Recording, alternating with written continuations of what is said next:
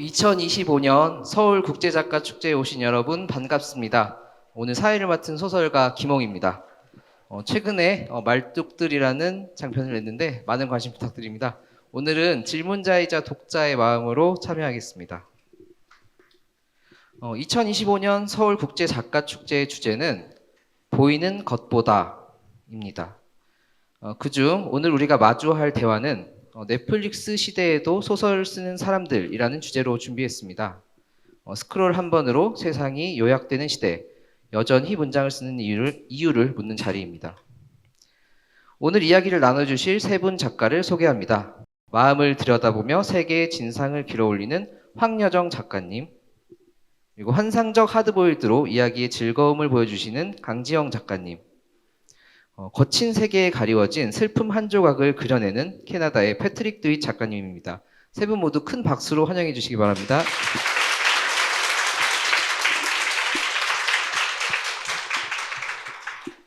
네, 세 분 작가님 오늘 이 자리에 함께 해주셔서 감사합니다. 먼저 관객 여러분들께 간단한 인사의 말씀 부탁드립니다. 먼저 패트릭 드윗 작가님부터 해주실까요? Greeting for audience. Sure, yeah. I just want to start by saying how pleased I am to be here. I've never been to South Korea before, and it's such a lovely thing when literature can propel you so far from your home, and you meet like-minded people who are interested in the written word, and to be sharing the stage with these talented authors is meaningful to me. So I just want to say thank you so much for having me. I'm happy to be here with you.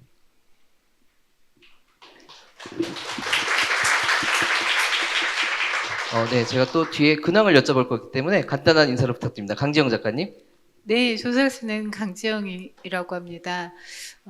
저는 이번 행사를 통해서 독자들 만나는 시간이 좀 늘어서 개인적으로는 큰 의미를 가지고 있고요. 그리고 다른 나라 작가님들과의 소통을 할 수 있는 그런 뜻깊은 자리라고 생각합니다. 여러분도 이번 행사가 외연과 내연을 늘리는 그런 자리였으면 좋겠습니다.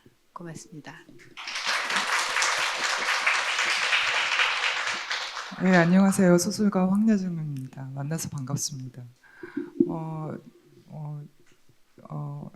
모두 함께 즐거운 시간 보냈으면 좋겠습니다. 감사합니다. 네, 짧게나마 작가님들의 최근 이야기도 좀 들어보고 싶습니다. 황여정 작가님께서는 요즘 어떻게 지내고 계신가요? 지금 단편 소설을 시스터스라는 제목의 단편 소설을 쓰고 있는데요. 패트릭 드윗 작가님을 모방한 건 아니고요. 저의 시스터스는 술집 이름입니다. 패트릭 작가님의 시스터스는 패밀리 네임이죠. 그 소설을 쓰면서 맨날 일희일비하고 있고요. 그리고 최근에는 넷플릭스에서 육룡이 나르샤라고 조선 건국 과정을 그린 대하 드라마에 아주 흠뻑 빠져 있습니다. 강재정 작가님은 요즘 뭐 관심 가지고 계신 일이나 작업 중인 내용 있으신가요? 저는 원래 킬러물로 조금 유명세를 얻게 됐는데 근래에는 사실은 저는 뭐 킬러물만 쓰는 사람은 아니기 때문에 근래에는 조금 다른 장르의 소설들을 쓰고 있고요. 마감을 했습니다. 그래서 올가을에 한 10월 중에 만나보실 수 있는 작품 양의 실수라는 작품을 출간을 앞두고 있고요. 요즘 관심 갖고 있는 건 뭐 아무래도 그 소설보다 저는 뉴스를 더 많이 보게 되다 보니까 조금 더 정치적으로 사회적으로 관심을 좀 많이 갖게 됐고요. 그래서 지금 우리가 겪고 있는 사회를 근미래에는 뭔가 좀 섬뜩한 정치극으로 풀어낼 수도 있을 것 같고 또 블랙 코미디로 또 풀어낼 수 있겠다라는 생각을 하면서 요즘을 살아가고 있습니다. 네, 감사합니다. 패트릭 작가님도 요즘 어떤 작업 중이신지도 궁금하고 포틀랜드에 계시는 걸로 알고 있거든요. 또 날씨 어떤지 오늘 이번에 아주 더웠잖아요. 포틀랜드 날씨도 궁금합니다. It rains all the time in Portland. 200 days of the year it rains. So if you don't like the rain, then you shouldn't come to Portland. But it's good for a writer, I think, because there's not really any reason to leave. You might as well stay in and get some work done and be dry and warm. I'm in the final phases of writing my 6th novel, which doesn't have a title yet. And each time I write a novel, other than the first novel, I don't know what the title is going to be. It's like a weakness of mine or something that continues to happen. So I'm going back and forth today with my editors about what we should call it. We don't really know. But the book is almost completed. It should be done in 2 or 3 months, I think. But I'm in that home stretch where I'm recognizing that it's done and that it will be, I believe, worth sharing with my readers. But I don't know what's coming next after, so I'm getting a little bit nervous because I typically at this point have another project planned and something that I'm looking forward to getting into, and I don't know what that is yet. So I'm, on the one hand, happy to be completing the book, and on the other hand, I'm sort of confused as to why there's nothing waiting in the wings. But I'm sure something will materialize at some point soon. 같은 작가로서 작가님의 탈고를 진심으로 응원합니다. 그리고 이렇게 작가님들 근황을 또 들어봤고요. 본격적으로 주제 토론을 시작해 보도록 하겠습니다. 요즘에는 사실 스크롤 몇 번이면은 우리가 소비할 수 있는 컨텐츠들이 너무 많잖아요. 근데 사실 소설가들은 어떻게든 활자를 쌓아서 이야기를 만듭니다. 근데 그렇게 쌓인 활자들이 우리 머릿속에서는 총천연색 영화처럼 영상처럼 이렇게 흘러가는 게 저는 일종의 마법이라고 생각을 해왔는데요. 여러분들은 이 넷플릭스 시대에도 소설 쓰는 사람들이라는 주제를 처음 들었을 때 어떤 생각이 드셨는지 좀 궁금해요. 한번 그러면 강지영 작가님께 여쭤봐도 될까요? 네, 사실 저도 넷플릭스 열심히 구독하는 사람이고요. 네, 마치 그 질문이 내연기관차 시대 석유를 채굴하는 사람들 같은 예, 얘기로 들렸었고요. 이제 그럼에도 저는 이제 그 우리가 플랫폼으로 많은 이야기들을 영상으로 보는 시대가 됐지만 그럼에도 여전히 이야기의 근원은 우리가 좀 더 근원에 가까운 걸 쓰고 있다라는 생각이 들거든요. 그러니까 넷플릭스가 글로벌화된 게 한 15년 안팎인데 소설은 기원 전부터 시작이 됐잖아요. 그러니까 소설 문학이 얼마나 많은 다양한 예술들과 경쟁을 해 왔는지 생각을 해보면 우리는 뭐 그 사이에 연극과도 경쟁을 했었고요. 뭐 영화와도 경쟁을 했었고 뉴스와도 경쟁을 했던 어떤 시대를 지나왔지만 그럼에도 여전히 선명하게 존재를 하고 있거든요. 그래서 저는 넷플릭스가 나타난 이 시대도 그 역사의 연장선이라는 생각을 하게 되고요.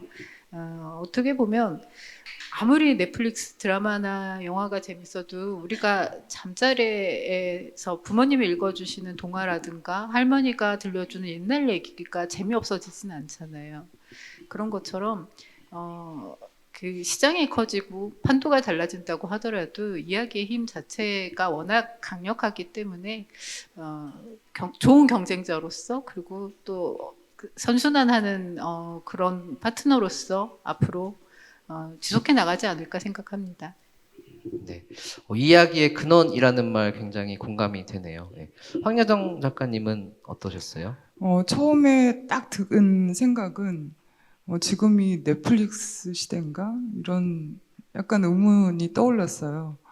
그러니까 어떤 시대를 규정하는 언어로 어떤 특정한 플랫폼의 이름을 가져오는 게 이게 자연스러운가? 뭐 이런 생각을 했던 것 같은데 그래도 어쨌든 콘텐츠의 소비 문화를 혁신적으로 바꾼 건 사실이니까 그렇게도 부를 수 있겠다라고 생각을 하긴 했는데 거기에 소설을 쓰는 사람들이 붙었단 말이죠. 그게 저는 또 좀 어색하게 읽혔어요. 그러니까 이를테면 극장 영화를 만드는 사람들, 뭐 텔레비전 프로그램을 만드는 사람들 이렇게 붙어야 뭔가 대비가 자연스럽다고 생각했고, 그리고 또 좀 너무 좀 그렇지만 넷플릭스 시대의 이 도라는 조사가 좀 또 거기서 또 한참 머무른 거예요. 약간 뉘앙스가 넷플릭스 시대임에도 불구하고 이런 약간 뉘앙스로 읽혀서 아니 난 넷플릭스 뭐 있든 없든 나한테는 소설을 읽고 쓰는 경험이 동일한데 왜 이렇게 이걸 연결시켜 게 맞나? 뭐 이런 생각을 했고 이런 이제 직물적인 어떤 반응들이 좀 지나간 다음에 비로소 이제 이게 지금 지금 사람들은 이제 재밌는 이야기를 원할 때 소설을 읽기보다 넷플릭스에 접속한다. 그럼 이런 시대에 우리는 소설을 왜 읽고 쓰는가? 거기에 대체 뭐가 있길래? 이제 이런 걸 이제 얘기해 보자는 거라는 걸 이해를 하게 됐는데, 그러고 났더니 이제는 그러면 우리가 향할 도착지가 약간 정해져 있는 것 같은 거예요, 결국. 그래서 뻔한 얘기를 하게 되지 않을까? 이런 염려를 좀 했고, 그러나 또 덕분에 나는 애초에 왜 소설에 빠져들게 됐을까? 그리고 지금도 여전히 왜 빠져나오지 못하고 있을까?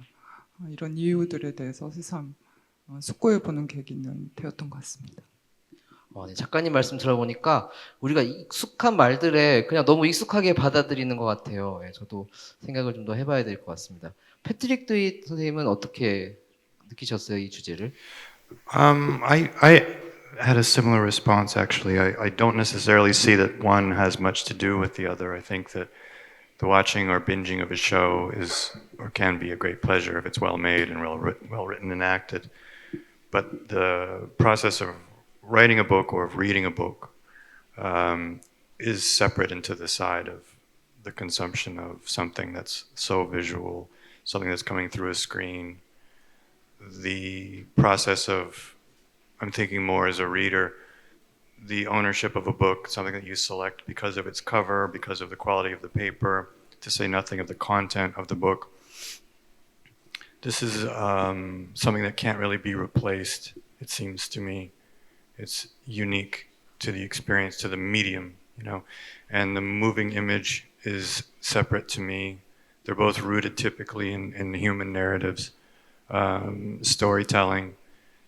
There's a connection in terms of the fabrication of the story, the creation of the story, but the execution of the story is a completely different situation.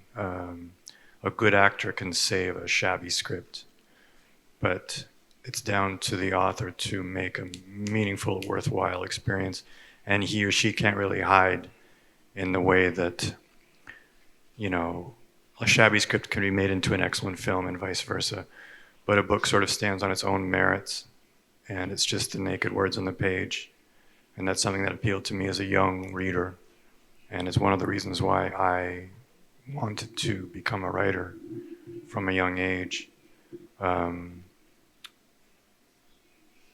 It's a bit of a, like, you know, tightrope walk, what we do. And you can't hide, and it's quite naked and exposing. This is a positive thing. I recognize that I'm rambling a little bit, I'm sorry, but when I first heard the name or the title of the panel, I knew that we would inevitably have a various discussion and not be discussing this one thing, but it did seem somewhat limited in that I don't really relate with the premise that one is replacing the other or that one is superior to the other innately. Obviously my preference is in the book realm, but I think that they can coexist without there being too much drama or problems about it. The question of whether people are still reading, I think, is answered in the fact of all these people being here with us today. I think people will always read novels, and people will always write novels. 네, 말씀 들어보니까 미디어에 따라서 또 같은 것과 다른 것에 대해서 또 생각을 해보게 되네요. 이어서 패트릭 디 작가님한테 질문 드릴 건데, 방금 말씀하신 것들 중에 어떤 줄타기를 한다는 그런 것이 되게 와닿았어요. 그래서 시스터스 브라더스를 보면 이 두 형제의 대비되는 모습이 인간의 여러 갈래를 갖고 있는 그런 성향에 대한 해석 같기도 하고, 서로가 서로에 대해 갖는 반작용이 되어가면서 정체성을 탐구하는 그런 두 인물처럼 보이거든요. 그 과정이 되게 흥미롭게 읽었는데 지금 말씀 들어보니까 그것을 줄타기 한 것이 아닌가 이런 생각도 들어요. 그래서 작가님이 이렇게 살아 숨쉬는 듯한 인물들을 만들어낼 수 있는 그 줄타기를 해내는 비결이 뭔지 좀 같은 작가로서 궁금하기도 하고 묻고 싶습니다.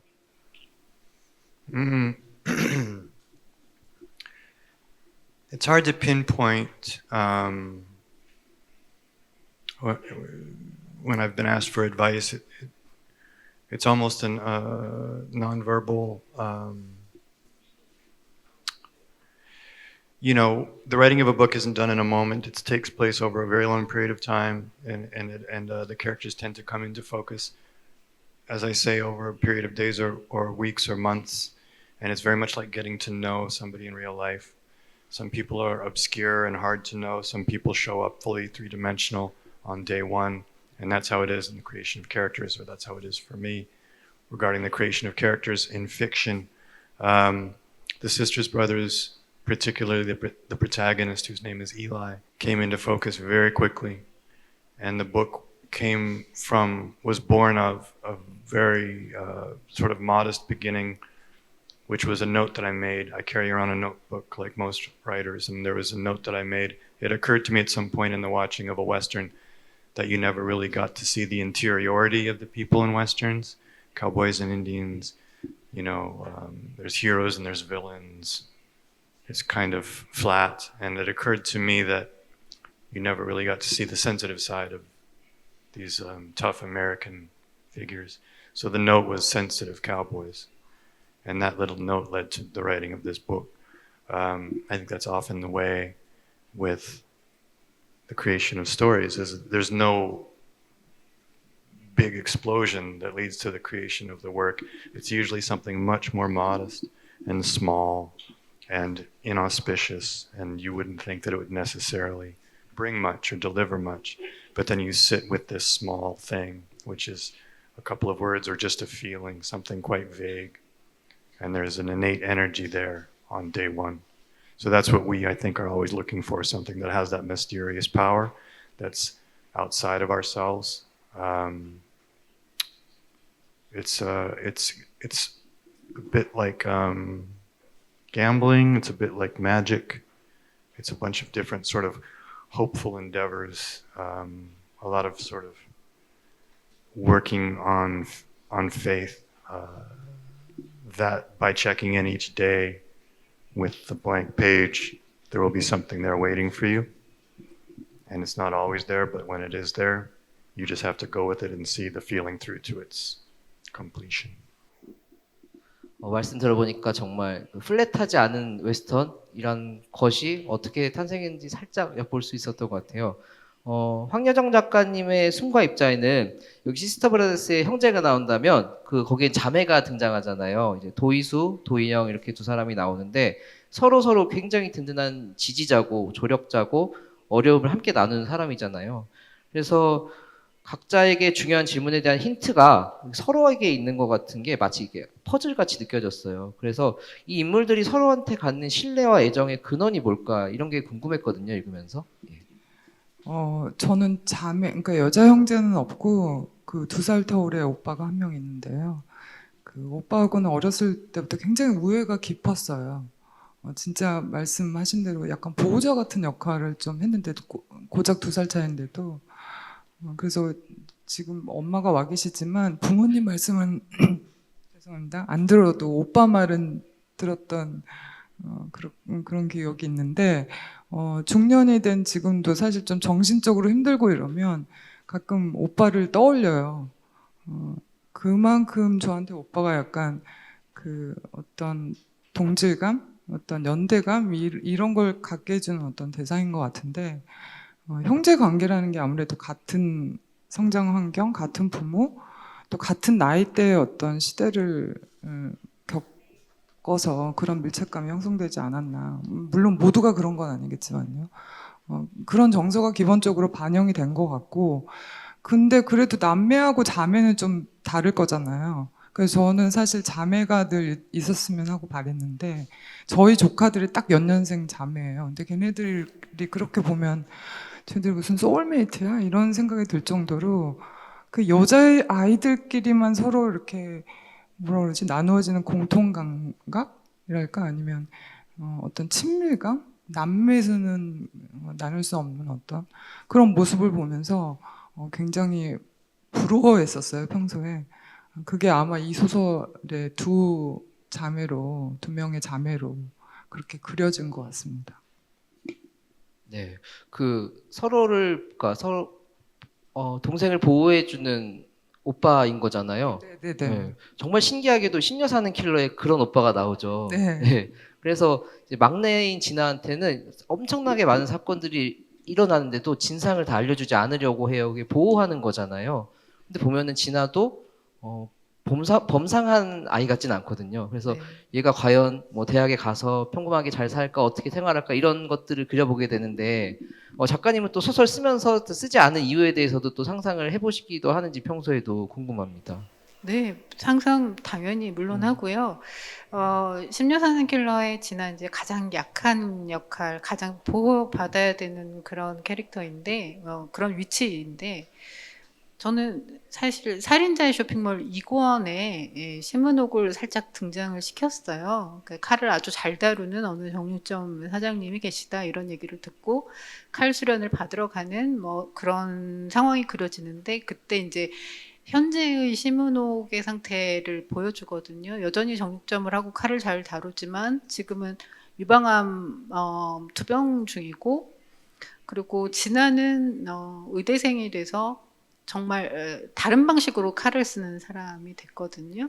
그러면서 이제 심여사가 하는 이야기는 그렇게 이제 칼을 잘하고 잘 다루는 사람이 집에서 사과 하나도 잘 못 깎아 먹는다라는 이제 표현을 해요. 그래서 작품 안에서도 은옥은 내심 자신과 다른 방식으로 이롭게 칼을 사용하는 딸에 대한 자부심 같은 걸 좀 드러내거든요.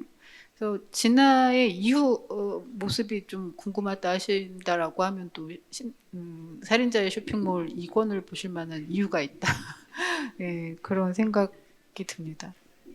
예, 작가들의 세계가 작가 안에서 이렇게 계속 확장하는 모습을 보면 정말 신기한 것 같아요. 이렇게 우리가 소설에 매료되는 이유가 완전히 허구의 이야기가 아니라 우리 삶과 연관된 어떤 것들이 있기 때문이라는 생각이 드는데 가족이란 것도 그 대표적인 것 중에 하나겠죠. 예. 드윗 작가님께 또 물어보겠습니다. 시스터스 브라더스 읽으면서 제가 주로 느낀 감정은 정서는 슬픔이었어요. 아무래도 목소리가 일라이의 목소리로 진행되다 보니까 일라이는 자기 삶에 이렇게 충분하게 만족하지 못하는 그런 모습이었던 것 같아요. 깊은 곳에 있는 그런 기질이 일라이를 지금의 그런 삶으로 이끌고 있는 것 같기도 하고요. 그래서 마지막에 이르면 이 두 형제의 에너지가 약간 평형에 다다르거든요. 그 소설 전체가 뒤흔들던 그 에너지가 수렴되면서 차분하고 아주 큰 슬픔이 밀려들었습니다. 마치 들숨과 날숨 같았어요. 그래서 처음에는 일라의 큰 슬픔이 마지막에 이렇게 날숨처럼 팍 빠져나가는 걸 보면서 작가님이 어떻게 소설의 완급을 조절하시는지 이런 것들에 대해서도 여쭤보고 싶었어요. Hmm. Um, the second, Sisters Brothers was my second novel, and I started it, I believe, in 2009. And it was very different from my first novel, which was not a memoir necessarily. It was a novel, but it was written or taken from at least somewhat my own life. And I came away from the experience of writing this very personal novel, and what minimal press I got, everybody wanted to sort of figure out if it was a true story and what was real and what was not, and was I the protagonist. And I found it oppressive and a little bit embarrassing, and I didn't like it for some reason. I wanted a separation from my work. I knew that the work would be personal, but I didn't want it to be necessarily overtly about my own experience. So I endeavored to write a more traditional novel, that is to say, a novel involving invented characters in a bygone era, having a different life experience than my own. And I found in the course of writing the second novel, which was meant to be removed from me while it wasn't about my life, and while the lives of the protagonists didn't mirror my own life, I wound up putting just as much of my heart or experience or spirit into the text, specifically with the protagonist, Eli's sisters. And that character from the start, I don't think of myself as a particularly unhappy or sad person, but that character, it represented an aspect of an experience that I could relate to. And it was the story written from the point of view of somebody who wanted to be better, but couldn't be for any number of reasons. So it's a sad proposition from the outset.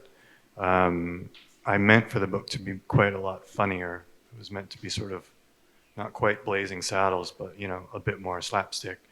And I think that humor runs throughout the book, and it's a feature of the book, and in a way, it's sort of the spine of the book, the humor. But there is, I agree, a through line of a deep melancholy that was sort of a piece. It wanted to be a piece of the story. It wanted to be the tone, Eli's tone. So it's not as though the book steers itself or drives itself, but there is a sense of a book wanting to be a certain way, which I'm sure you can relate to as an author. And when you push against it, the writing suffers. And when you follow the spirit of the book, or what seems to be the spirit of the book, then you know, the writing is more successful just in a daily way. In terms of the modulation or how I measured it all out, that just comes down to, I think, the individual, much in the same way some cooks are like a lot more spice and some like a lot more, you know, sugar. I just went with what felt best and wisest for the character and for the book overall. 아, 네. 소설의 영혼을 따라간다는 말이 진짜 인상 깊고, 그렇게 한 인물에 깊게 집중해 들어갈 때 그 영혼을 따라갈 수 있다는 걸 좀 들으면서 생각하게 되네요. 네, 황여정 작가님의 숨과 입자에 보면은 이 두 자매의 삶과 사유를 관통하는 가운데 또 이미 죽은 승아라는 인물이 있어요. 이 인물은 일하다가 죽은 청소년이고 보호받지 못한 노동자죠. 동료 시민으로서 특히 주목하고 관심 갖게 되는 일들이 우리 주변에 있는 일들 중에서도 특히 어떤 것에는 또 관심을 갖게 되는데, 어쩌면 연결이란 그렇게 발생되는 것인지도 모른다라는 작가님의 문장이 떠오릅니다. 그래서 소설과 사회가 어떤 식으로 이렇게 연결되는지 그거에 대한 작가님의 생각을 여쭤보고 싶습니다. 네. 그 소설과 사회는 어떤 식으로든 연결될 수밖에 없다고 생각합니다. 그냥 그게 소설의 본성인 것 같아요. 그러니까 소설은 사람이 쓰는 사람들 이야기라서 그런 것 같습니다. 말씀하신 승아라는 아이는 소설에서 한 20여 년 전에 직업계 고등학교에 다녔던 학생이고, 현장 실습 때 과도 노동을 하다가 사고로 죽은 인물로 나옵니다. 근데 이 소설을 쓰기 전에 사실 그 승아하고 비슷한 아이의 이야기를 담은 단편 소설을 쓴 적이 있었는데요. 그 소설을 구상하게 된 건 특성화고 출신은, 그러니까 특성화고는 그 직업계고의 요즘 이름이죠. 특성화고 출신의 그 비정규직 노동자들 이야기를 우연히 제가 접하게 됐어요. 그래서 이제 거기서 연결이 이렇게 자연스럽게 이렇게 관심이 이렇게 연결되고 파생되고 이러면서 현장 실습의 어떤 사고 사례들을 이렇게 살펴보면서 이제 구상을 하게 된 거예요, 소설을. 그래서 본격적으로 자료를 찾고 취재도 하고 인터뷰도 하고 그랬는데, 이게 왜 이제 소설 쓰려면 그래 조사는 여기까지 끝 이렇게 해야 되는데 이게 안 되는 거예요. 그러니까 생각보다 너무 많은 이야기들이, 사례를 포함해서 너무 많은 이야기들이 이렇게 뭐라 그러지, 계속 제 앞에 이렇게 펼쳐져 가지고 이게 안 되더라고요. 어디서부터 어디까지, 그러니까 이 이야기의 처음과 끝으로 정해야 될지를 모르겠어요. 거의 한국의 현대사를 다 훑을 정도였어요. 그러니까 직업계 고등학교 역사까지 보게 되다 보니까, 그래서 한 아이의 죽음에 사실은 그렇게 굉장히 복잡하고 긴 어떤 역사적 맥락, 사회적 맥락이 사실 다 얽혀 있었던 거죠. 원래 평소에도 사실 그 한 사람의 시간에는 어쩌면 모두의 시간이 다 깃들어 있고, 또 어떤 사건 하나, 사고 하나 이런 걸 파헤쳐 보면, 알고 보면 굉장히 무수한 이야기들이 연결되어 있다는 거 사실 우리도 다 그렇게 느끼잖아요. 충분히 알고 있었던 사실인데도 그때는 약간 좀 압도당했던 것 같아요. 그 양도 그렇고 무게도 그렇고 그게 아마 아이들의 일이라서 그랬던 것 같습니다. 제가 이제 저기 50이 넘은 중년인데요. 그 한 명의 어른으로서 그때 굉장히 복잡한 심경을 경험했고 생각도 굉장히 많고 그랬습니다. 그러니까 그렇게 이전까지 저한테는 사실 세상에 존재하지 않은 사람들의 시간이었단 말이에요. 근데 그 시간이 이제 저의 시간 속으로 사실 그렇게 들어온 거고, 그래서 사실 비슷한 인물을 또 이 장편 소설에 등장시키는 게 사실 작가의 태만으로 보일 수도 있을 것 같아서 거부했어요. 저는 이렇게 안 들어오게 하려고. 근데 그렇게 되더라고요. 뭐 설명할 길이 없는데 들어와야 되는 어떤 그런 필연적인 어떤 느낌 때문에 그래서 승아를 불러드리게 된 것 같고, 그 과정은 어떻게 보면 제가 쓴 표현대로 연결의 발생이라고도 볼 수 있을 것 같긴 한데, 실은 애초에 연결되어 있었는데 그 연결성을 제가 이제야 알았다고 하는 게 더 맞지 않나라는 생각이 좀 들고요.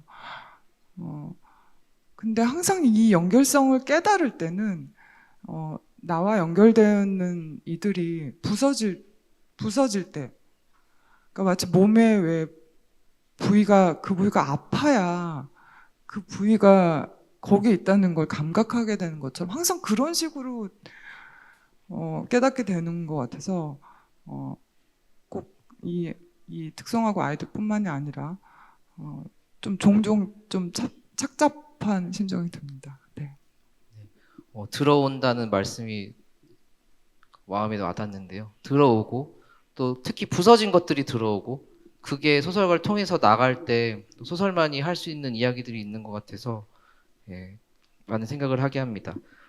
심야 사는 킬러의 강지영 작가님의 심야 사는 킬러에 보면은 이 사건들이 거의 그 시스터 브라더스 골드러시 시대보다 더 처참해요. 정말 무법천지고 날것의 사건들이 엄청나게 많이 늘어나는데 정말 목골이 속이 날 정도였습니다. 그래서 사회면에도 이렇게 등장하기 힘들 정도의 이 긴박한 사건들을 어떤 식으로 상상해내는지 궁금해요. 뭔가 사건들을 참고하시기도 하는지 아니면 뭐 많은 상상 속에서 만드시는지 그런 것들이 궁금합니다.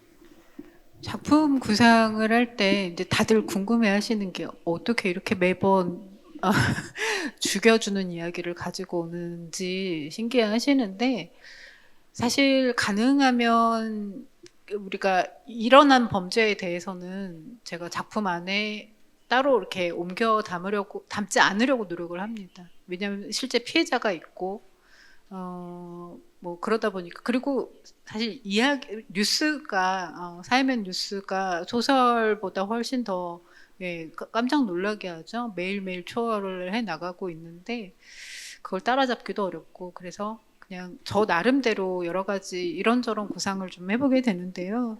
사실 심려사는 킬러의 심려사는 제가 그 작품을 쓰던 무렵에 저희 고모가 그 정육점을 하는 도축업자였었고 나이가 그 정도 됐던 것 같아요. 뭐 남편을 잃었고 또 혼자서 남매를 키워야 되는 그런 상황이었었는데 거기서 사실 캐릭터를 좀 가지고 왔다고 볼 수도 있을 것 같고요.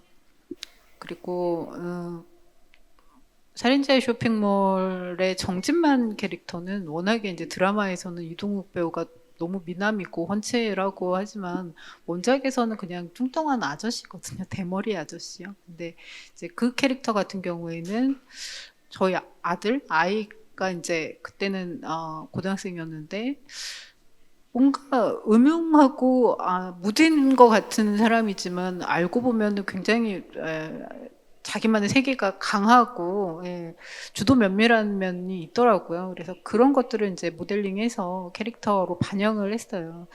그런 것처럼 저는 이제 작품 안에 캐릭터들을 주로 이제 주변 인물들에서 많이 가져오고, 사건들도 가능하면 실제 사건을 가져다 쓰지 않고 제가 좀 저를 통해서 어떤 사건을 보고 저라는 필터를 통해서 좀 더 새롭게 각색된 다른 이야기를 가능하면 만들어서 보여주려고 노력을 하고 있고요. 소재를 찾는 일은 사실 우리 모두에게 금광을 찾는 일이잖아요. 너무 힘들잖아요. 근데 뭐 다들 그러시겠지만 다른 작가님들도 그러시겠지만은 찾아오는 소재가 있고 내가 찾아다녀야 되는 이야기가 따로 있는 것 같아요.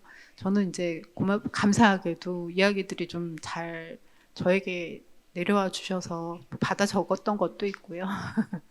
그리고 또 찾아다녀야 되는 이야기들은 황여정 작가님처럼 또 조사를 열심히 하기도 하고 취재하기도 하고 그러면서 작품을 씁니다. 예, 정말 부러운 그 계속 오시는 그분이 계속 오시기를 기원합니다. 예. 고맙습니다. 그리고 재연의 윤리라는 정말 중요한 문제에 대해서도 생각을 해보게 되네요. 감사합니다.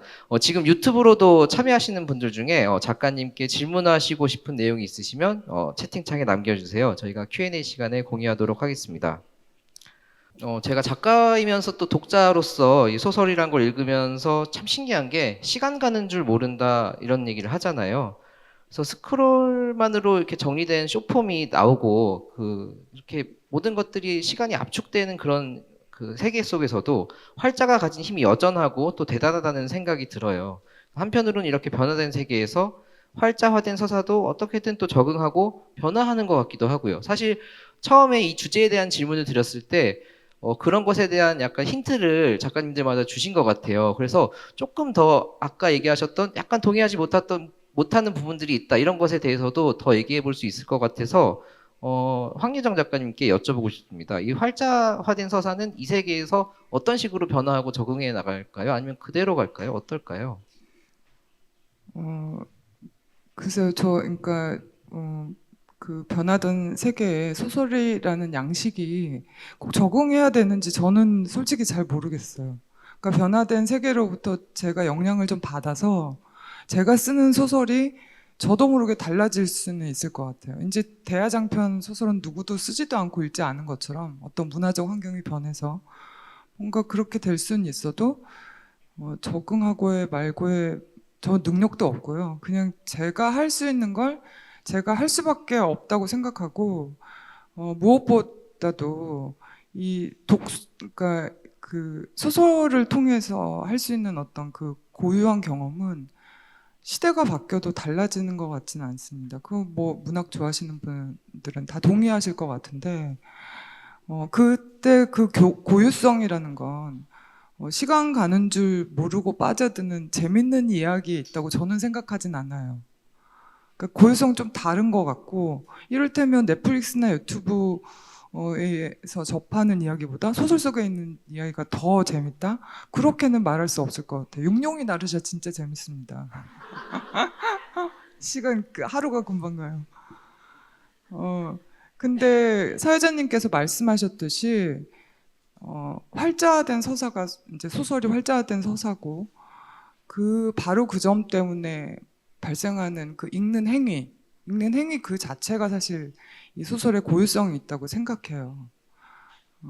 그 읽는 행위라는 게 보고 듣는 행위보다 훨씬 더 그 이야기를 접하는 사람들을 굉장히 호출을 적극적으로 하죠. 그 읽는 이의 그 능동적인 행위라는 게 사실 에너지를 굉장히 많이 필요로 하는 건 사실인 것 같아요. 그 문장을 따라가고 의미를 해석하고 맥락을 파악하고 자기 경험하고 연결시키면서 사유를 계속 해야 되잖아요. 그건 어쩌면 굉장히 피곤한 일일 수도 있어요. 그렇지만 그런 과정을 통해서 사실 나는 타인의 이야기를 나의 시간 속으로 가져와서 살아보게 됩니다. 그러니까 잠깐 멈춰서 되새기고 다시 읽고 그리고 문장 하나에 오래 머무르는 그런 어떤 자유로움 이거는 읽는 사람만이 누릴 수 있는 특권이라고 저는 생각해요. 그리고 그렇게 언어를 통해서 감각들이 확장되고 그리고 침묵 속에서 타인하고 내가 연결되는 어떤 그런 순간의 경험들 있잖아요. 그러니까 독서를 할 때, 소설을 읽을 때 오는 그런 경험들은 굉장히 사람을 고양시키는 것 같아요. 저의 경험에 따르면. 여러 가지 종류의 고양감이 있지만 그런 종류의 고양감은 어떤 사람이 세상을 살아가고 타인하고 관계를 맺고 또 자기 경험을 이해하는 데 있어서 정말 큰 역할을 한다고 저는 정말로 진심으로 확신하고 있습니다. 네, 소설 앞으로도 계속 많이 읽어주세요. 네, 정말 그런 것 같습니다. 저 소설 쓰는데도 많은 에너지가 들지만 정말 읽는데도 많은 에너지가 들고 이렇게 서로가 많은 에너지를 쓴다는 것 자체 때문에 소설을 읽는 것 같아요. 이게 쉽고 가벼운 일이면 아마 이렇게 즐거운 향유가 되지 않지 않을까 이런 생각이 듭니다. 패트릭 디 작가님은 어떠세요? 이 시대의 활자는 말씀하신 대로 뭐 변할 필요가 없이 그대로 자기만의 고유한 걸 가져갈까요? 아니면 조금씩 적응해가고 변하는 면도 있다고 생각하세요? Well, I think the fact of them adapting is an inevitability with young, the next generation of authors will come in and their work will be separate than our generation and different, and it will reflect their experience, which just by nature is different than our experience. Speaking as somebody I just turned 50, so I'm in an interesting age bracket in that I can remember being a young man living on my own in the world and having no access. The internet had not been invented yet. So I can remember what it was like to walk around in my mind without any available distraction other than the distractions I created for myself. I think that growing up absent the influence of the internet absolutely led to any number of decisions in my life in terms of wanting to be an author. I don't know if I'd grown up with access to a smartphone, if I would have had the relationship, the space, the time, or the patience to spend as much time with texts as I did.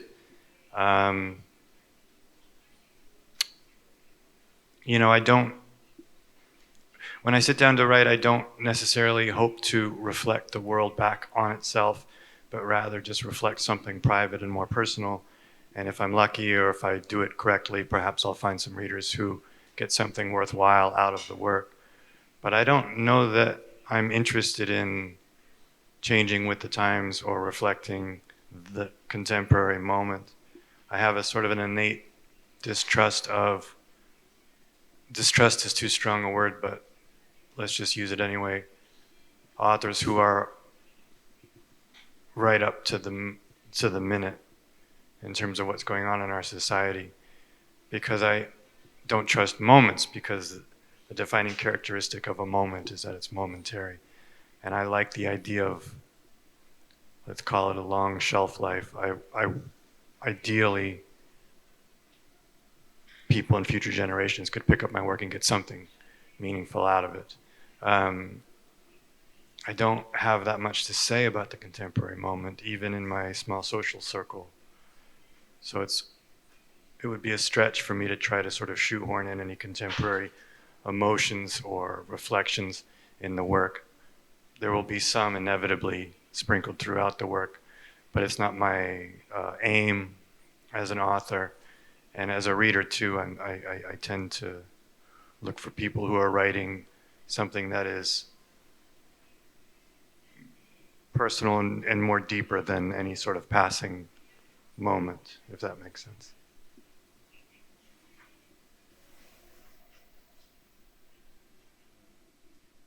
네, 정말 그 세태는 계속 변하더라도 세계는 생각보다 무겁고 잘 변하지 않는다는 생각이 드네요. 말씀 들어보니까.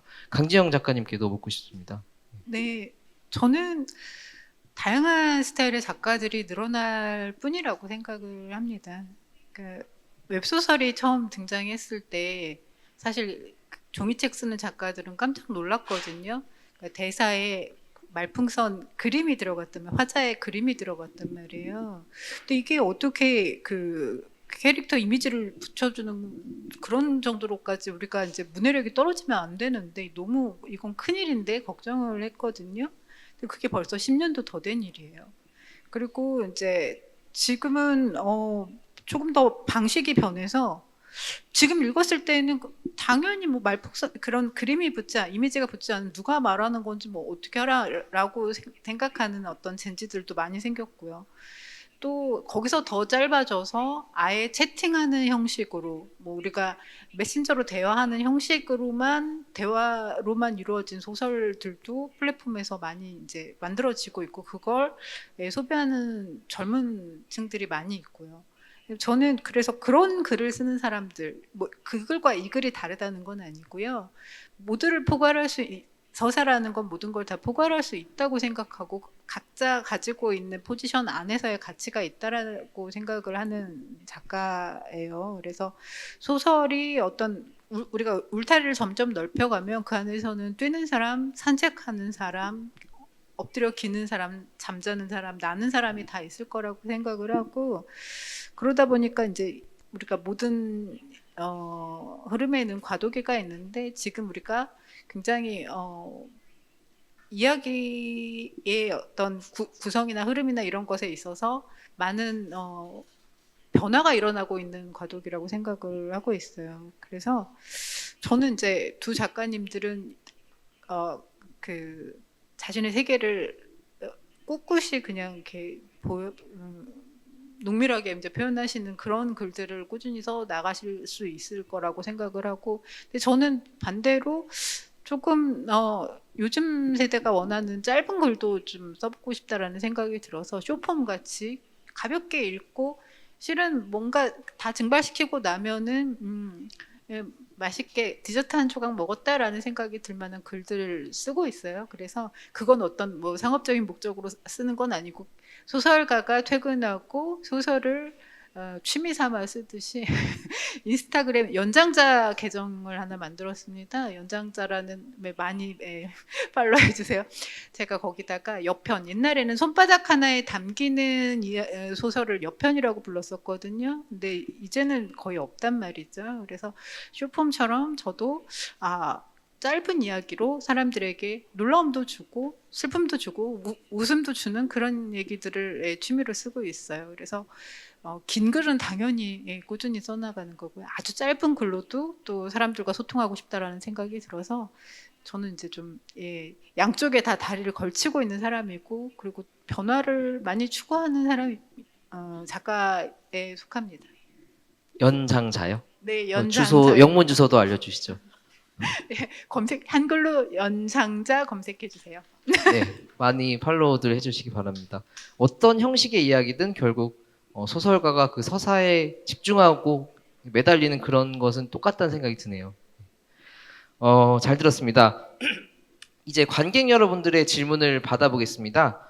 현장 관객분들 중에 질문 있으신 분은 손을 들어주세요. 유튜브를 통해 참여 중이신 분들도 실시간 채팅으로 질문 보내주시면 함께 나누겠습니다. 일단 사전 질문부터 받아볼게요. 사전 질문으로 들어온 것을 먼저 이제 이야기를 해보겠습니다. 새 작가님들은 작품 안의 캐릭터를 만들 때 주로 참고하는 인간상이 있으신가요? 황여정 작가님께 여쭤보고 싶습니다. 예, 주변 존재하시는 분들이 다 인간이므로 참고하죠. 잠깐 만났던 사람을 참고하기도 하고, 뭐 사실은 근데 그 참고를 하는데 그걸 그려낼 때는 저의 일부의 어떤 성향이 들어가는 것 같기도 해요. 그러니까 친구한테 뭐 이번에는 뭐 너를 모델로 써보고 싶다 이렇게 얘기했지만 정작 그려보면 야 이거 너잖아 뭐 이런 얘기를 듣곤 하고, 아니면 이런 것도 있습니다. 정말 내가 형이라고 생각하는 어떤 남성의 이미지가 있을 수 있잖아요. 그 사람을 슬쩍 넣기도 합니다. 넣어서 이제 어떤 역할을 하게 만들고, 그 캐릭터를 이렇게 그릴 때는 그때가 재밌는 것 같아요. 이름 정하고 내가 원하는 어떤 인물을 이렇게 그리고, 이 과정은 문장을 쓸 때는 굉장히 막 좀 그렇지만 그 인간성은 굉장히 많습니다. 네. 알겠습니다. 작가님의 작품을 볼 때 조금 더 유념해서 봐야겠네요. 네, 강지영 작가님은 어떠신가요? 저는 올 초에 작고하신 할머니가 계세요. 100세 넘겨서 사셨으니까 매우 장수하셨고요. 할머니는 저의 모든 작품의 하나씩의 캐릭터는 차지하셨던 것 같아요. 네, 그게 반드시 선역이거나 반드시 악역은 아니고요. 인간적인 캐릭터들. 그 한 사람에게서 되게 다양한 면들을 볼 수 있잖아요. 그 사람의 옳은 선택을 바라볼 때가 있고 잘못된 선택에 대한 후회 또는 어떤 내가 그때 느꼈던 어떤 충격이나 또는 서운함이라든가 이런 것들을 작품 안에 아마 그게 주인공이 아니라고 하더라도 보조적인 캐릭터라고 하더라도 계속해서 등장을 시켰고 그 캐릭터가 저에게는 이제 주로 노년의 여성이건 남성인 경우로 많이 나오는데 아마 제가 작품을 쓰는 한은 할머니는 죽지 않는다. 예, 계속 꾸준히 예, 제 곁에서 뭔가 역할을 해주실 거라고 생각을 하고요. 그 인간의 어떤 다층적인 모습을 하나씩 꺼내서 쓴다라는 것, 그게 여러 사람의 어떤 한 면이 아니고 한 사람의 여러 면을 가져다 쓰는 것만으로도 한 작가가 일생 쓰기에 모자람이 없다라는 생각이 듭니다. 네, 정말 작가만 할 수 있는 굉장히 사적이고 애틋한 기억 방법인 것 같습니다. 패트릭 듀잇 작가님은 어떠신가요? 작품 안에 캐릭터를 만들 때 주로 참고하는 인간상이 있으신가요? Yeah, over and over.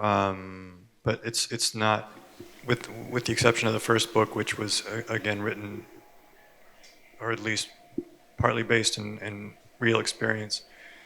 The books since then, I will take little pieces of a person's personality, or one thing they've said, or one action of theirs, and you can plug it into this character, or plug it into the other character. Oftentimes, the characters in my books are many different people, sort of mashed into one, and then they become something sort of bigger than the sum of the parts. Part of the job, I think, part of our job, is just to pay attention to human activities that we encounter and witness, and then exploit them later. It's a sort of a magpie existence. But it's very rare for me to go sort of one-to-one, by which I mean I would never attempt to write you necessarily, like to absolutely accurately recreate you. It seems too difficult or too tall an order, or I don't know. My method is typically something that's much more sort of, maybe one thing you said will get used in the novel, but it won't necessarily be you or be meant to represent you. You know, it's the characters sort of come into focus on their own, or through prodding by me, or through my spending time with them, and they're real enough that they'll convey actual human experience to the reader, hopefully, but they're not. You know, it's not memoir writing or anything like that. I'm not endeavoring to recreate real life, but sort of a version of it that I find, you know, hopefully worth creating or recreating. 마치 퍼즐 맞히듯이 어렵고도 재밌는 일 같아요. 저도 사실 인물 그리는 게 소설 쓰면서 제일 재밌는 부분이라고 늘 생각을 합니다. 그러면 현장 관객분들의 질문을 좀 받아볼게요. 혹시 손을 들어서 질문해 주실 분 있으시면 요즘 마이크 전달 부탁드립니다. 네, 먼저 작가님들 말씀 너무 잘 들었습니다. 원래 질문에 대한 생각이 없다가 말씀을 듣다가 지금 질문해야 되겠다 생각이 나서 좀 메모를 했는데요. 저는 넷플릭스 시대의 넷플릭스보다 소설을 더 좋아하는 독자이며 이제 읽기를 넘어서 쓰기에 또 빠져서 글쓰기에 더 깊게 몰입을 하고 있는 독자입니다. 저는 대한민국 국민이라면 누구나 알 법한 조직에 속해 있고요. 그 큰 조직을 문화를 풍자하는 소설을 썼다가 안타깝게도 아는 사람의 그걸 통해서 신고를 통해서 조직 사회에서 중징계를 받았어요. 그 조직은 그 제가 쓴 소설이 비윤리적이고 반사회적이라는 이유를 갖다 붙여서 저를 협박을 해서 그런 징계를 줘서 굉장히 저는 아픔이 있었는데요. 저는 이게 과거지만 이런 일들이 저는 아직도 이해가 안 가고 지금 현대 사회에서 이럴 수 있나 싶어서 지금 뭐 자의반 타의반으로 6개월째 출근을 안 하고 있거든요. 저는 소설을 쓰면서 아직도 잘못한 게 제가 있다고 생각하지도 않고 있고 아직도 이해가 안 되고 있는 상황에서 작가님들도 이게 의도하지 않았지만 이런 일이 벌어질 수 있는지 혹은 이런 것을 염려하시면서 소설을 쓰시는지 궁금해서 질문을 드립니다. 네. 우리가 쓴 것들이 삶이나 현실에 영향을 언제나 주기 마련인데 혹시 해주시고 싶은 말씀이 있으신 분이 계신가요?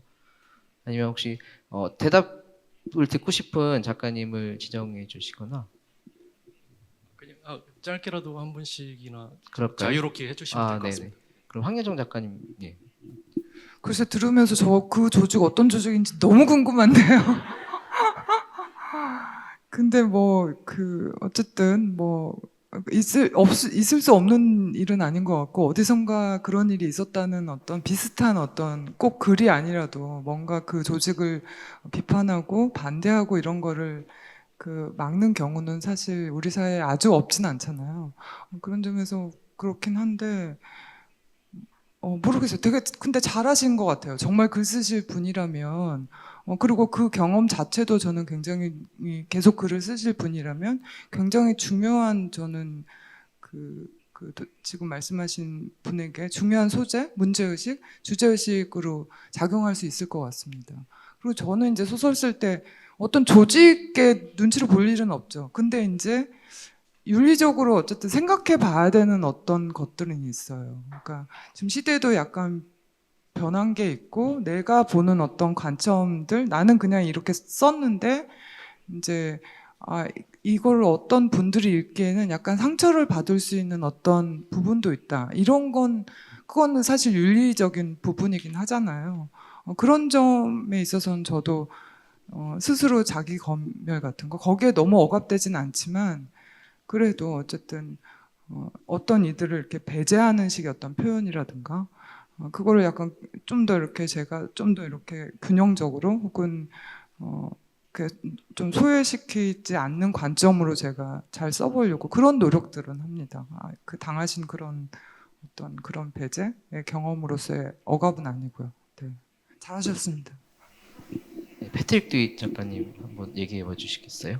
Well, I'm sorry to hear that that happened to you. I think that we should be able to write about whatever we want, and what comes from it comes. But the idea that you were penalized and it does seem unfair to me.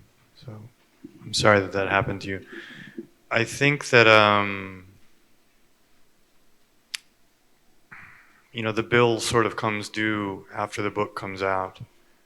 In my experience, you write in the privacy of your room, even if you're writing about something that actually happened or some trace of something that's true.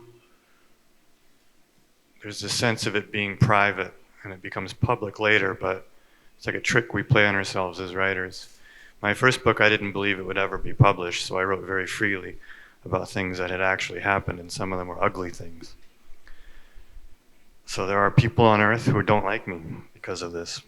And it's not something that defines my life. I haven't been bothered in any meaningful way. But I offended people. I abused trust. And I turned it into art. And we're told that that's wrong, and I understand the argument that it's wrong. And I suppose in some cases it is actually wrong. But I believe in the freedom of the artist, and I think that we have to write about what we're moved by and fascinated in. So I support you having written about your workplace. My first book was about my workplace. There are very few places that are as fascinating as one's workplace because you get to know people so well, second only to family or romantic relationships, say. I once had to change publishers because I'd written about something personal relating to somebody in the company. And I submitted this book to them, knowing that it might cause offense, but I believed in the work. And I believed that they would see that I meant no harm, that I was simply doing what writers do, which again is very much like a magpie. You take something from somewhere and you plug it in here. You push it out into the world and what comes, comes. I was offended that they were offended because I felt passionate about the book. Looking back now, I think that it was insensitive of me, what I did. I'm being a bit vague, but anyway, I had to change publishers, which was a big deal, and I didn't want to change because they were an excellent publisher, and I had faith in them, and I cared for them. And I suppose it is true that I, in the name of art making, crossed a line. But, you know, you almost can't control yourself. I mean, I really feel that I would never edit myself unless I was putting somebody else in danger, say, or I was telling a secret that would get somebody in trouble. But I think that the whole world and the whole landscape of human experience is fair game, absent malice, you know? So I support you. I hope that the book is published. 네, 강지영 작가님의 말씀도 들어보겠습니다. 거의 모든 이야기는 권력자가의 화자인 경우는 좀 드물죠. 예. 약자가 권력을 통해서 권력에게서 받은 상처를 극복해 나가는 것에서 그 갈등을 해소하는 것에서 이야기가 주로 만들어지는데 저는 이제 이 질문을 하신 선생님께서도 분명히 그 스토리는 그런 얘기였을 거예요. 그리고 권력을 실제로 쥐는 사람들에게는 그게 못마땅했을 거고요. 근데 저는 이걸 그냥 사실은 다른 왕도가 없다고 생각을 하거든요. 네, 그래서 계속해서 꾸준히 원하시는 길로 버텨내셔야 될 거라고 생각을 하고요. 그리고 지금의 이 투쟁기를 작품으로 쓰세요.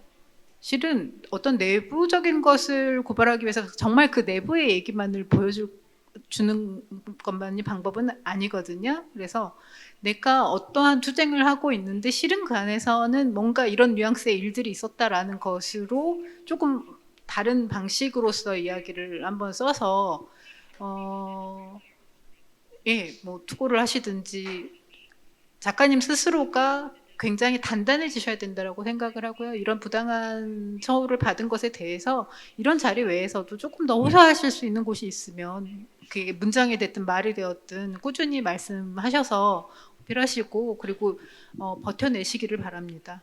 꼭 좋은 소식 듣고 싶습니다. 네, 굉장히 어려운 질문에 대한 새 작가님의 진솔한 대답 들었고요. 질문하신 분도 많은 도움이 되시고 또 앞으로의 하시는 일에도 도움이 되셨으면 좋겠습니다. 예. 질문 하나 더 받아보겠습니다. 예, 요 앞에 계신 분께 마이크 전달 부탁드립니다. 저는 간단하게 질문 새 작가분에게 드리고 싶은 게 요즘 읽고 계신 책 중에서 이거는 꼭 추천하고 싶은 책이 있는지 궁금합니다.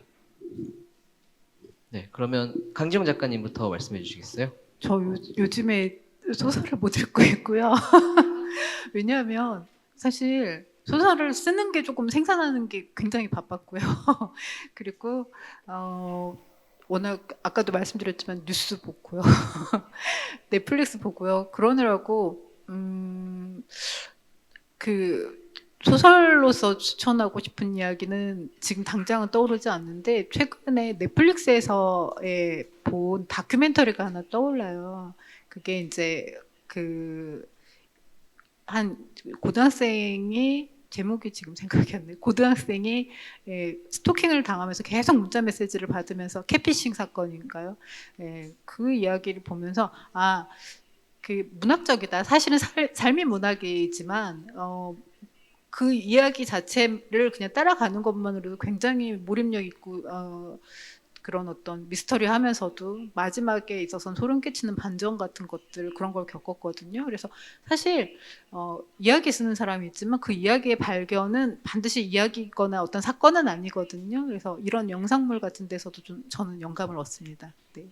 네, 황여정 작가님도 대답해 주시죠. 네, 저는 지금 작가 축제 시작하면서 여기에 이제 만나 뵙게 되는 초청된 분들의 작품을 이렇게 하나씩 쭉 읽고 있는데 아직 다 읽지는 못했고 지금 오늘 그 이야기를 나누게 된다고 해서 사실 세 분 작가님 거 소설 다 읽었어요. 그 전에 용용이 나르샤 필요 없습니다. 너무 재밌고 그 각각 분들의 한 권씩밖에 못 읽었죠. 근데 일단 강재원 작가님 10년 산 킬러는 와 거기에 그 캐릭터들을 어떻게 다 구성하셨는지 모르겠어요. 그 모든 캐릭터가 정말 많은데 마지막에 결말이 그렇게 끝날지도 몰랐고 다행히 결말을 얘기하면 안 되겠죠.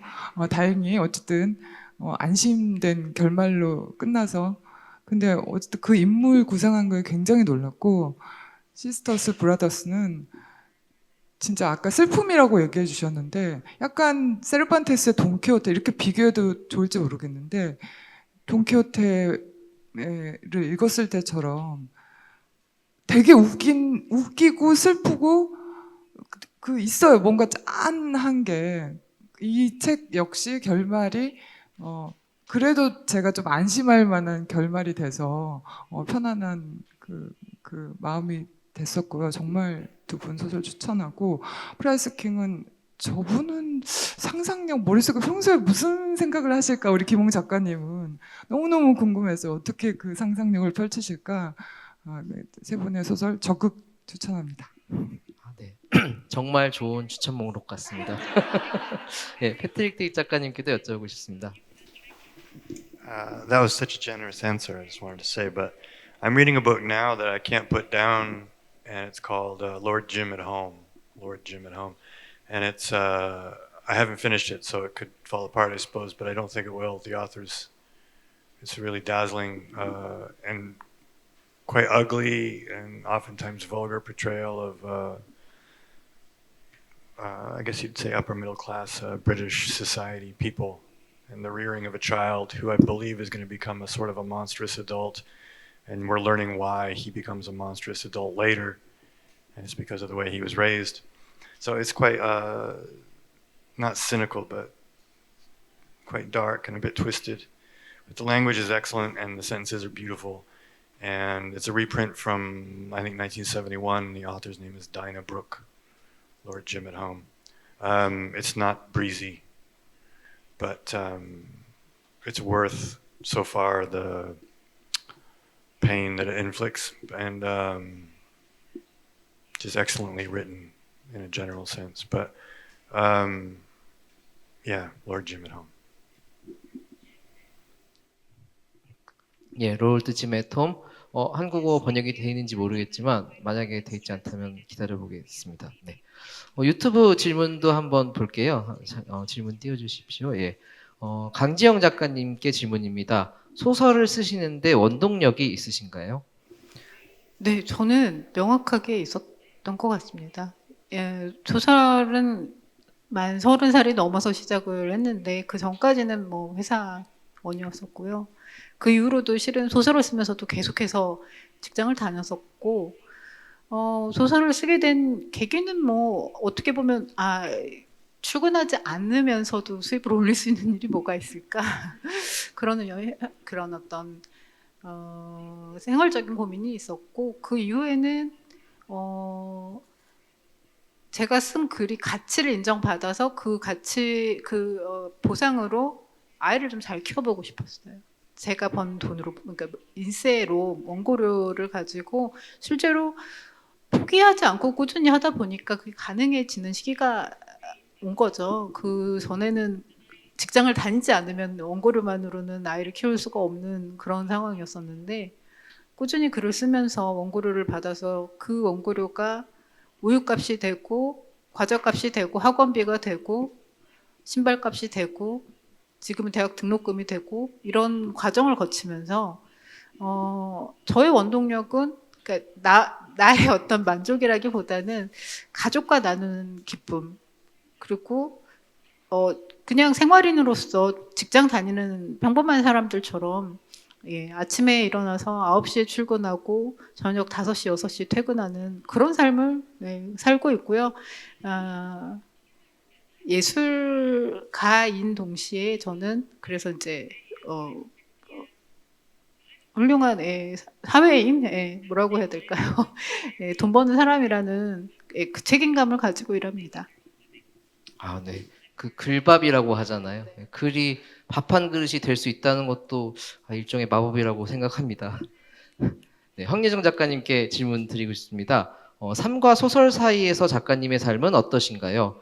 소설 속 인물과 상황에서 평상시 평정심을 어떻게 가져가시는지요? 평정심이 어디 있겠습니까?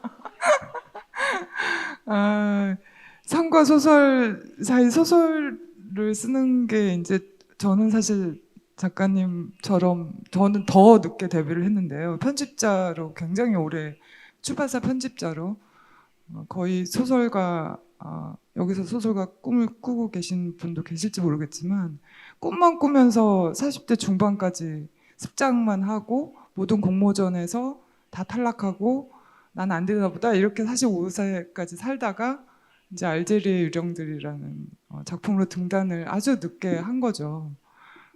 그래서 사실 그의 작가가 안 됐을 때 그 소설가라는 존재, 꿈 이거를 계속 꿔왔기 때문에 사실 작가가 되기 전에도 소설과 저는 그냥 뭐 그게 그렇게 왜 그렇게 소설가가 되고 싶었는지 모르겠어요. 되고 나니까 그냥 또 좀 그렇는데 먹고 살기도 쉽지 않고 출판사 왜 관뒀지 이러면서 근데 어쨌든 계속 재밌으니까 쓰고 있는 것 같고 쓰는 건 평생 써왔던 것 같고 소설 쓰는 것 자체가 사실 제 삶 그 자체죠 뭐 어떻게 생각해 보면 작가가 되기 이전까지 다 포함해서 작가가 되고 나서도 마찬가지고 평정심은 유지하기 힘듭니다. 맨날 진짜 세 분 소설 읽으면서도 내가 제일 못 써. 나는 왜 이렇게 못 쓰지? 그런 생각 듭니다. 어떤 어떤 소설가 그 선생님께서 그런 마음 드는 게 프로 작가의 마음이래요. 나만 못 쓰는 것 같아. 그래서 거기에 미안을 삼고 그래 내가 프로라서 이렇게 자학을 하나 보다 싶고 이렇게 하루하루 그냥 일희일비하면서 살고 있습니다. 그 마음이 프로의 마음이었군요. 저도 프로군요. 프로였습니다. 오늘 확인을 하게 돼서 기쁩니다. 패트릭 데이 작가님께 또 질문 드릴게요. 작가님 작품 중에 그 프렌치 엑시트가 영화로도 나왔잖아요. 소설과 영화 시나리오를 쓸 때 다른 점은 무엇인가요? Yeah, I see. Yeah. So I adapted my fourth novel from the prose text to screenplay, and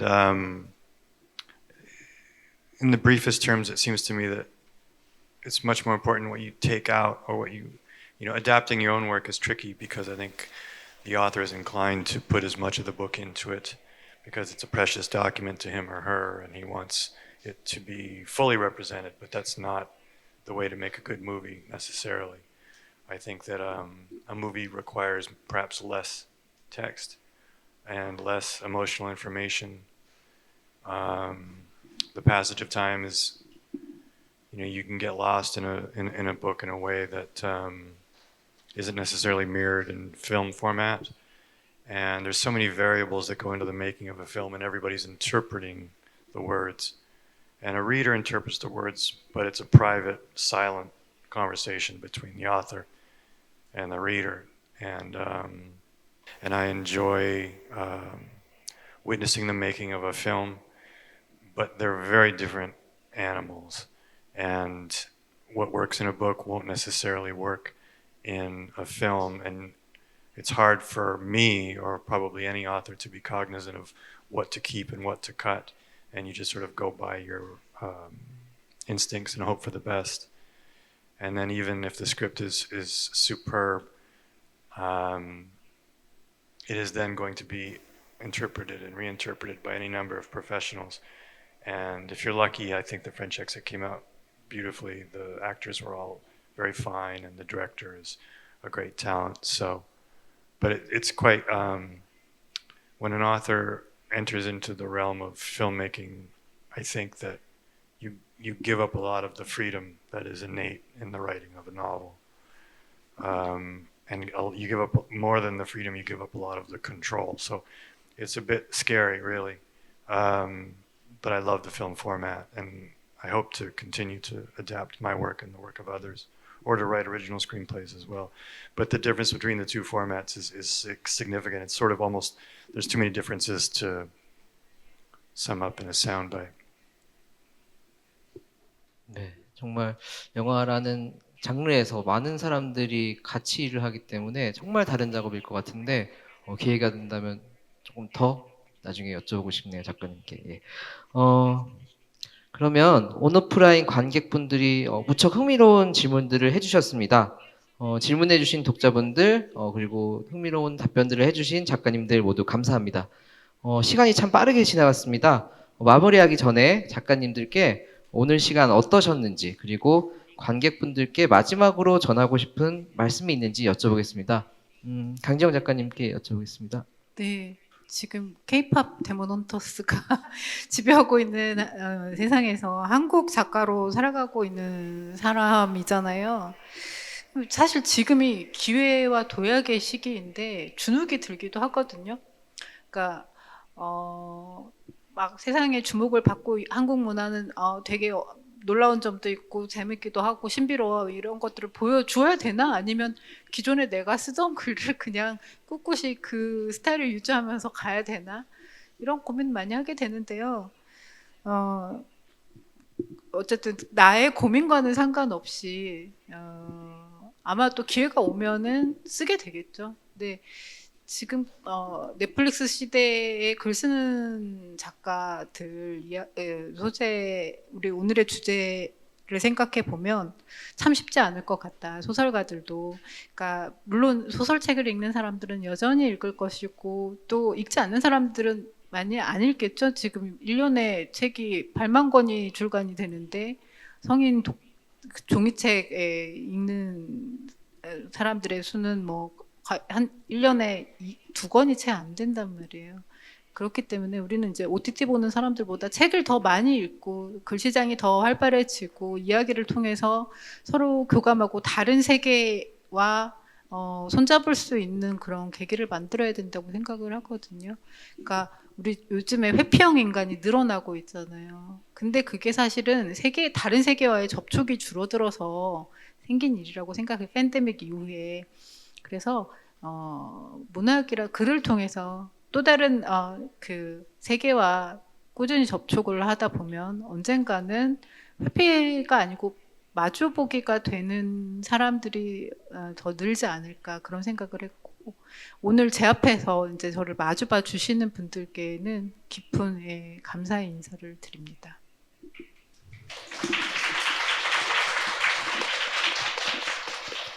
네, 황여정 작가님. 예, 이제부터 진짜 본격적으로 수다를 막 떨 수 있을 것 같은데 몇 마디 안 했는데 지나간 것 같아요. 저는 그만큼 굉장히 즐거웠고 의미 있는 자리였다고 생각하고 작가님들 얘기도 물론 이 자리 이전에도 잠깐씩 수다를 떨긴 했지만 그 본인의 어떤 그 소설에 대한 얘기는 지금 여기서 처음 듣는 거라서 진지한 답변들은 그것도 너무 의미 있었고 여기 오신 분들 분명히 다 소설 좋아하시는 분들이실 것 같아요. 너무 감사드리고 와주셔서 감사드리고 앞으로도 계속 우리 소설 사랑하면서 여러분들과 함께 계속 아무튼 소설의 생명력이 계속 이어지는 그런 작가를 열심히 쓰겠습니다. 와주셔서 감사합니다. 트릭 작가님. I would just sort of like to echo what I said at the start, which is the act of writing. Obviously, you're alone in a room, and you're working on faith that the work will be worth sharing, and that there will be someone to share it with at the end. And I live a long way away from here, and the idea that some idea I came up with all the way in Portland, Oregon, or wherever, led me to being in this room here in South Korea with you all is such a heartening thing, and it's such a lovely equation to me. And it's a feeling I bring back with me when I go home and when I go back to work. It's such a nice thing to know that you're writing for an audience, an intelligent, curious audience is waiting for you. And whatever the size is, people don't read the way they used to. We all know that this is true. But I know that we'll be able to continue to have this relationship, certainly through the course of my own life, and ideally onward into the future. And even if it shrinks somewhat, it doesn't diminish the quality or the power of the work. So, thank you for having me, And thank you for continuing to read our work. And I wanted to thank my fellow authors for sharing the stage with me. And I'm very pleased to be here with you all. So thank you so much.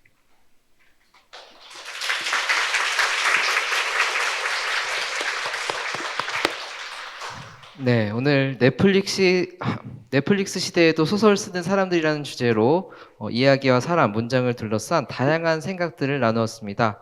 황예정 작가님, 강지영 작가님, 패트리티 작가님께 다시 한번 감사의 말씀드립니다. 그리고 네, 박수 한번 더 부탁드립니다. 중간에.